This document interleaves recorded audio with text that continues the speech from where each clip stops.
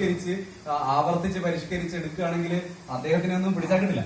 അത് ഈ പാഠശാലയുടെ ഒരു മഹാത്മ്യം അതാണെന്ന് എനിക്ക് തോന്നുന്നു, ആളുകളെ വളർത്തിക്കൊണ്ടുവരാൻ. പിന്നെ ഞാനൊരു വലിയ കവിയാണെന്നൊക്കെ എനിക്ക് തോന്നുക ഈ പാഠശാലയിൽ നിൽക്കുമ്പോഴാണ്. കാരണം എല്ലാവരും നല്ലായി, വളരെ ഗംഭീര സംഭവമാണെന്നൊക്കെ ഇങ്ങനെ പറഞ്ഞുകൊണ്ടിരിക്കും. ആരും വിമർശിക്കില്ല, വിമർശിക്കരുതെന്നുള്ള നിർദ്ദേശങ്ങൾ കിട്ടിയതുകൊണ്ട് ആരും വിമർശിക്കില്ല. ഈ പാഠശാലയിൽ നിന്ന് പുറത്തു പോകുമ്പോഴാണ് നമ്മള് ചവറാണ് എഴുതിക്കൊണ്ടിരിക്കുന്നതെന്ന് മനസ്സിലാവുന്നത്, നമുക്ക് ബുദ്ധിമുട്ടാവുന്നത്. ഞാനൊരു കവിത കൊടുത്താല് ഇതെന്താ ഇതെന്താ വൃത്തികളൊക്കെ കൊണ്ടുവന്നു എന്റെ കവിതയായിരുന്നു എന്ന് പറയാം. എന്താ വെച്ചാൽ നമ്മളെ പാഠശാലയിൽ 130 ആളുകള് ഭയങ്കര സംഭവം അങ്ങനെയാണ് ഇങ്ങനെയാണെന്നൊക്കെ പറഞ്ഞ കവിതയായിരിക്കും നമ്മൾ കൊണ്ടു കൊടുക്കുന്നത്. അപ്പൊ ആളുകൾ അവിടെ സ്വീകരിക്കുന്നത് വേറെ രീതിയിലാണ്. അപ്പൊ നമ്മള് പ്രോത്സാഹിപ്പിക്കുന്നതിന് കൂടെ തന്നെ മുറിവുകളില്ലാത്ത ചതവുകളില്ലാത്ത രീതിയിൽ അതിനെ ഒന്ന് വിമർശിക്കാനും ശരിക്കും ഒരു സാധ്യത വേണം. ഇതൊക്കെ പാവങ്ങളാണ്, ഇതിലൊക്കെ സങ്കടമുള്ള ആൾക്കാരാണ്, ഇതിലൊക്കെ പ്രയാസമുള്ള ആൾക്കാരാണ്, ഇതിലൊന്നും വിമർശിക്കാനൊന്നും പാടില്ല, ഇവരൊക്കെ നല്ലോണം എഴുതി ആണെന്ന് പറഞ്ഞോളണം നമ്മള് എന്നുള്ളൊരു നയം പാഠശാലയിലെ ഗംഗേട്ടനും മാഷും ഒക്കെ തിരുത്തണമെന്നാണ് എന്റെ അഭിപ്രായം. വിമർശിക്കുകയൊക്കെ വേണം, എന്നെയും വിമർശിക്കണം, നിശിതമായി വിമർശിക്കണം. അങ്ങനെ വിമർശനത്തിലൂടെ വളരുന്നത് മാത്രമേ നിലനിൽപ്പുള്ളൂ, അല്ലെങ്കിൽ പെട്ടെന്ന് വാടിപ്പോകും. ഇവിടുന്ന് നമുക്ക് നിയന്ത്രിക്കാൻ പറ്റും, പാഠശാലയിൽ നമുക്ക് നിയന്ത്രിക്കാൻ പറ്റും വിമർശിക്കാതിരിക്കാൻ. അയാൾ വേറൊരു ഗ്രൂപ്പിൽ കവിതയിട്ട വിവരറിയും, ഒന്ന് പോടാന്ന് പറയും. അങ്ങനെ പറയുമ്പോ അയാൾ തളർന്നു, അയ്യോ ഇത് പാഠശാലയിൽ നിന്ന് 130 ആള് നല്ലതെന്ന് പറഞ്ഞ കവിതയിൽ എന്താണ് നീ ഇങ്ങനെ പറയുന്നത് ചോദിച്ചിട്ട് കാര്യമില്ല. അപ്പൊ ഇടയ്ക്കൊക്കെ നമ്മള് അതിനെ വിമർശനാത്മകമായി വിലയിരുത്താൻ, അല്ലാണ്ട് ഇങ്ങനെ നമ്മള് ഞാനൊരു കവിത എനിക്ക് മാത്രം ഈ 130 ആളും പറഞ്ഞതിൽ എന്ത് വിശ്വാസ്യതയുള്ളത് എനിക്ക് തന്നെ തോന്നാറുണ്ട്. ഞാൻ കവിതയോട് കണക്കുണ്ട് ഭയങ്കര സംഭവം എന്നൊക്കെ പറയുമ്പോ ഇതിലെന്ത് വിശ്വാസ്യതയുള്ളത്, ഇതിന് എവിടെയാണ് ഇത് ചെന്നെത്തുന്നത് എന്നുള്ളത് ഒരു ധാരണ നമുക്കറിയില്ല. ഇയാൾ മനസ്സിലൊന്ന് വെച്ചിട്ട് പുറത്ത് പുറന്ന് എഴുതുകയാണോ, ഗംഭീരെ അസലെ ഇങ്ങനെയുള്ള കവിത ഞാൻ വായിച്ചിട്ടില്ല, ഇതെന്താണ് കവിത, ഇതാണ് കവിത, ഇതിന്റെ ഭാഷ എന്താണ് എന്നൊക്കെ പറയുമ്പോ ഈശ്വര ഇതെന്താണ് ഈ പറഞ്ഞു വരുന്നത് എന്നുള്ള ഒരു ഇത് തോന്നും. അങ്ങനെയുള്ള തോന്നൽ ഉണ്ടാകാതിരിക്കാൻ അതിന്റെ ഗുണദോഷ ഖണ്ഡനവും മണ്ഡനവുമായ വിമർശനങ്ങൾക്ക് കൂടി ഉള്ള സാധ്യത ഞാൻ നേരത്തെ പറഞ്ഞപ്പോഴും അത് ഊന്നി പറഞ്ഞിരുന്നു. ഞാൻ ഇപ്പോഴും അത് തന്നെ പറയുന്നു. ചിലപ്പോൾ ഗംഗാട്ടനും മാഷും ഒന്നും അംഗീകരിക്കില്ല, അടുത്ത പേജിൽ കണ്ടു വിളിച്ചാൽ ഞാനിത് തന്നെ പറയും. അങ്ങനെ ഒരു ആകുന്നത് വരെ ഞാനതങ്ങനെ പറഞ്ഞുകൊണ്ടിരിക്കും. നമ്മളെ എല്ലാ വാക്കുകളും എല്ലാവരും അംഗീകരിക്കുന്നുണ്ട്. ഞാനിന്നലെ ഒരു പരിപാടിക്ക് പോയപ്പോ പ്രസംഗിക്കാനൊന്നും പോയല്ല, ഞാനവിടെ പങ്കെടുക്കാൻ പോയതാണ്. അപ്പൊ അവിടെ ചായ തന്നു, ഇവിടുന്ന് ഇന്ന് വന്നപ്പം തന്ന കപ്പിലാണ് ചായ തന്നത്. അപ്പൊ അതിന്റെ ഉദ്ഘാടകനായി വന്ന ആള് അവിടുത്തെ ഒരു വികസന കാര്യ സ്റ്റാൻഡിംഗ് കമ്മിറ്റി ചെയർമാനാണ്. അയാൾ പറഞ്ഞു ഈ ഗ്ലാസ് ഇങ്ങനെ വളയ്ക്കുന്നത് ഒരു മെഴുക് ഉപയോഗിച്ചിട്ടാണ്. ഈ മെഴുക് ഉപയോഗിച്ചിട്ട് ഇങ്ങനെ വളയ്ക്കുന്നത് കൊണ്ടാണ് ഇത് ഈ ഗ്ലാസിന്റെ രൂപത്തിലേക്ക് വരുന്നത്. ഈ ചായ ചൂടുള്ള ചായ ഇതിലേക്ക് ഒഴിക്കുമ്പോൾ ആ മെഴുക് ഈ ചായയിലേക്ക് പകരുന്നുണ്ട്. ഒരു പരിധി വരെ ആ മെഴുകിന്റെ അംശം നമ്മുടെ വയറ്റിലെത്തുന്നുണ്ട്. നമുക്ക് എന്തുകൊണ്ട് സ്റ്റീലിന്റെ ഗ്ലാസ് ഉപയോഗിച്ചുകൂടാ എന്ന് നിങ്ങൾ ചിന്തിക്കണമെന്ന് അവിടെ പറഞ്ഞു. ഞാനിത് ഇവിടെ പറയാൻ കാരണം എന്താ വെച്ചാൽ അതൊരു നല്ല കാര്യമാണെന്ന് എനിക്ക് തോന്നി. ഇവിടെ വന്നപ്പം ഇവിടെ അങ്ങനെ മെഴുകൊണ്ട് ഉരുട്ടിയ ഗ്ലാസ്സിലാണ് ചായ തന്നത്. അപ്പൊ ഞാനിത് പറയുമ്പോൾ ഒരാളുടെയെങ്കിലും മനസ്സിൽ എനിക്കത് അയാളോട് ഞാൻ പറഞ്ഞു, ഇത് നല്ലൊരു പരിസ്ഥിതി പാഠാണ്.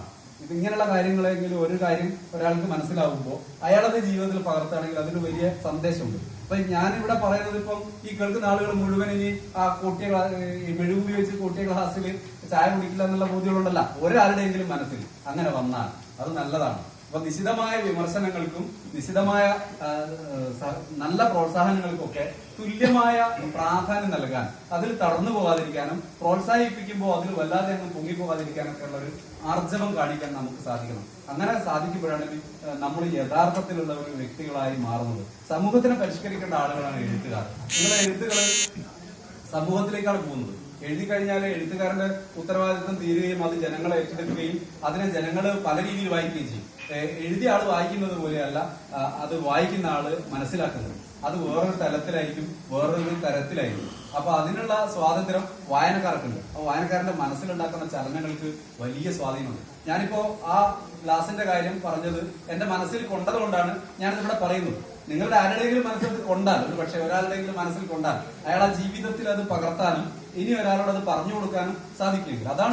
അതാണ് സാമൂഹ്യ പ്രവർത്തനം. അതാണ് കവിതയിലൂടെ നടക്കുന്നത്. കവിത നമ്മളിപ്പോ ഒരാള് വാൽമീകി കവിത എഴുതിയത് ഒരു ക്രമജവിധനങ്ങളിൽ ഒന്നിന അമ്പെയ്തപ്പോ ഉണ്ടായ വേദനയിൽ നിന്നാണ് കവിത ഉണ്ടാകുന്നത്. ആ വേദനയാണ് ഒരു കാവ്യത്തിന് കാരണമാകുന്നത്. അപ്പൊ വേദന കാവ്യത്തിന് കാരണമാകുകയും എന്നാൽ ആ രാമായണത്തിന്റെ കാര്യം ആലോചിച്ച് നോക്കൂ, രാമായണം അവസാനിക്കുന്നത് വലിയ വേദനയിലാണ്.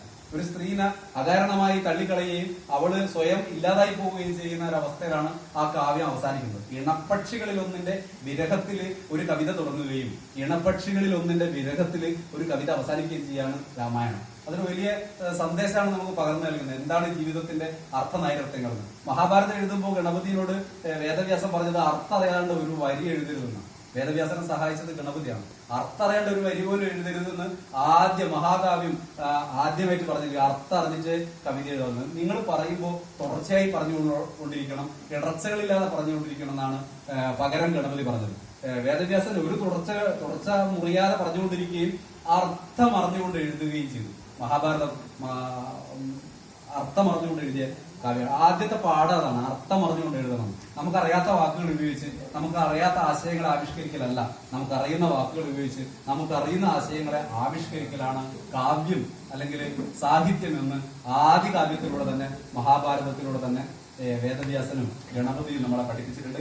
അറിയുന്ന വാക്കുകൾ ഉപയോഗിച്ച് അറിയുന്ന ഭാഷയിൽ അറിയുന്ന രീതിയിൽ ആത്മലളിതമായി മറ്റൊരാൾക്ക് മനസ്സിലാകുന്ന രീതിയിൽ ആളുകളുടെ അകമനസ്സിന്റെ ആഴങ്ങളിൽ തെളിമയോടെ പതിയുന്ന രീതിയിൽ കാവ്യങ്ങളെ എഴുതി ഫലിപ്പിക്കാനുള്ള സാധ്യതകൾ ഉണ്ടാവാൻ പാഠശാലയുടെ പ്രവർത്തനങ്ങൾക്ക് കഴിയുന്നുണ്ട്. നല്ല രചനകൾ ഇതിലൂടെ വരുന്നുണ്ട്. വിലയിരുത്തപ്പെടുന്നത് ചിലപ്പോ വിലയിരുത്തുന്ന ആളുടെ കഴിവ്. എനിക്കിപ്പം വിലയിരുത്താൻ അറിയില്ലെങ്കിൽ എന്റെ പരിമിതി കൊണ്ട് അത് വേണ്ട രീതിയിൽ വിലയിരുത്താൻ കഴിയില്ല. നല്ല വിമർശകരുടെ കൈ കിട്ടുമ്പോഴാണ് നല്ല കൃതികൾ ഉണ്ടാവുന്നത്. യഥാർത്ഥത്തിൽ വൈലോപ്പള്ളി മാമ്പഴം എഴുതിയപ്പോ എം.എൻ. വിജയൻ അതിന് വ്യാഖ്യാനം നൽകിയതൊക്കെ വായിച്ചാൽ കവിതനെ അത്ഭുതപ്പെട്ടു പോയിട്ടുണ്ട്. അപ്പൊ അങ്ങനെ ചിന്തിക്കുന്ന ഒരു കവിതയെ അങ്ങനെ വിലയിരുത്താൻ കഴിയുന്ന ആളുകളുടെ കയ്യിലേക്ക് കവിത വരികയാണ്. ഇവിടെ കവിതകൾ മാത്രമല്ല, കഥകൾ മാത്രമല്ല, സാഹിത്യം മാത്രമല്ല ജനിക്കുന്നത്. ഈ ഉണ്ടാവുമ്പം ഷാജി കാനായിയെ പോലുള്ള ശ്രീജിത്ത് കാനായിയെ പോലുള്ള ആളുകളൊക്കെ കഥ എഴുതും, കവിത എഴുതും, വിമർശനങ്ങൾ എഴുതും. അങ്ങനെ ബഹുമുഖ പ്രതിഭകൾ. എനിക്കെന്തുകൊണ്ട് അത് സാധിക്കുന്നില്ല എന്നുള്ള ചിന്തയില. ആദ്യമൊന്നും കവിത എഴുതിയിരുന്നില്ല കാനായി. പിന്നീട് കവിത എഴുതാൻ തുടങ്ങി, കഥ, കവിത, പിന്നെ വിമർശനങ്ങൾ എഴുതാൻ തുടങ്ങി. അപ്പൊ അത് ഒരാളെ അവാർഡ് വാങ്ങിയ ഇവിടെ അവാർഡ് വാങ്ങിയ ആളുകളാണ് ഭൂരിഭാഗം. ഞാൻ ഒഴിച്ച് എല്ലാവരും അവാർഡ് വാങ്ങിയ ആളുകളാണ്.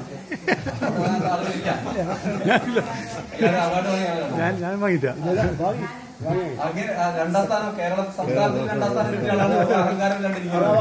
അങ്ങനെ ഒരുപാട് അതാ ഞാൻ ആദ്യം പറഞ്ഞത്. എനിക്ക് കുറച്ച് ജാള്യതയുണ്ട്. ഇന്നുവരെ അവാർഡ് വാങ്ങാത്ത ആളും ഇന്നുവരെ ഒരു കവിത 4 വരി പോലും പ്രസിദ്ധീകരിക്കാത്ത ആളാണെന്ന് പറയാൻ കാരണം അതാണ്. ആ ജാള്യത കൊണ്ടാണ് ഞാനിവിടെ നിൽക്കുന്നതെന്ന്. നിങ്ങളെ പോലെ വലിയ ആളാകണമെന്ന് ആഗ്രഹമുണ്ട്. ആഗ്രഹിക്കാനല്ലേ പറ്റും, എല്ലാ ആഗ്രഹങ്ങളും നടക്കൂലല്ലോ.